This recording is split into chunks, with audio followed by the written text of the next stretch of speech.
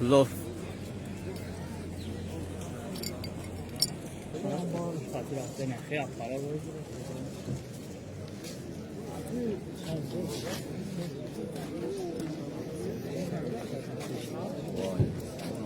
واقعا داشتگی رو رحمت مغفرت کنه.